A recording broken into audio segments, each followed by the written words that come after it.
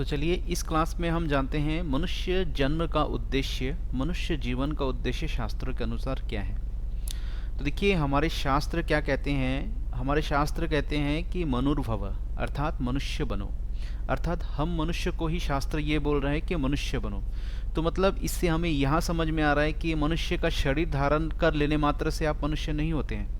उसके लिए मनुष्य के कुछ गुण होते हैं, कुछ कर्म होते हैं, कुछ कर्तव्य होते हैं, कुछ सिद्धांत होते हैं, उसको ग्रहण करना पड़ता है। तो मनुष्य शब्द का अर्थ जानते हैं। तो देखिए शास्त्र हमें कहते हैं कि मनुर्भव अर्थात मनुष्य बनो।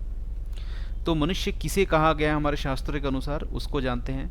मनुष्य वहाँ है जो चिंतन मनन कर सके, विचार पूर्वक कोई कर्म करे, उचित अनुचित का विचार करे, धर्म अधर्म का विचार करे, सत्य असत्य का भेद कर सके, उसमें अंतर कर पाए, उसी के अनुसार जो है व्यवहार एवं चिंतन और आचरण करे, वही केवल मनुष्य कहलाने के योग्य है। केवल मनुष्य शरीर धारण कर लेने मात्र से कोई मनुष्य नहीं बन जाता है। इस संसार में मुख्यतः 3 प्रकार के जीव होते हैं। पहला मनुष्य, दूसरा पशु पक्षी और तृतीय पेड़ पौधे। इन तीनों में मनुष्य का शरीर सबसे श्रेष्ठ माना गया है, सबसे दुर्लभ माना गया है, क्योंकि मनुष्य के शरीर में बुद्धि है, तर्क है, विज्ञान है, ज्ञान है। इसलिए मनुष्य का शरीर जो है इन तीनों में जो है श्रेष्ठ माना गया है।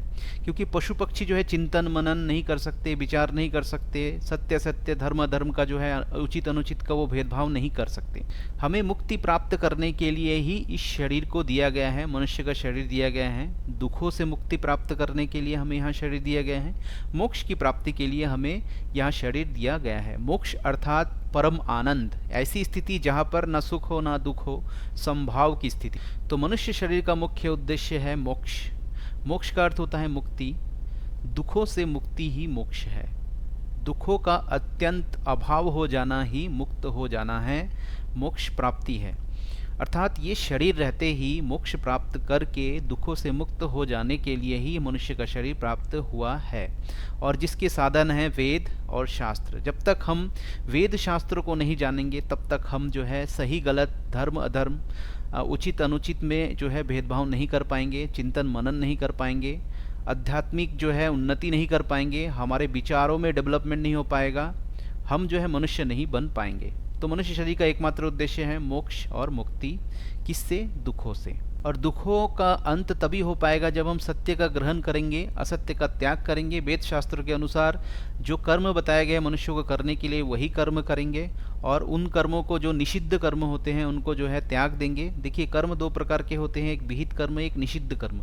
तो वेद शास्त्र में जो कर्म हमें विहित बताए गए हैं करने के लिए, उन कर्मों को जब हम ग्रहण करेंगे, उसी के अनुसार जब समाज का संचालन करेंगे, व्यवहार करेंगे, उसी के अनुसार जब हम वाणी में उसी को प्रयोग करेंगे, अपने व्यवहार में लाएंगे, तभी जो है हम दुखों से मुक्त हो सकते हैं। अन्यथा हम जो है हमेशा दुखी ही रहेंगे। तो केवल और केवल सत्य के ग्रहण और असत्य के त्याग से ये संभव है। तो मनुष्य जीवन का मुख्य उद्देश्य है मोक्ष की प्राप्ति, मुक्त हो जाना इस शरीर के बंधनों से। धर्म अर्थ काम और मोक्ष जो है हमारे सनातन धर्म के 4 आधार स्तंभ है। इन्हीं चारों स्तंभ में जो है सामंजस्य स्थापित करना, और सामंजस्य स्थापित करके अपने जीवन को पूरी तरह से जो है समर्पित कर देना मोक्ष की प्राप्ति के लिए, मुक्ति की प्राप्ति के लिए, यही मनुष्य जन्म का मुख्य उद्देश्य है।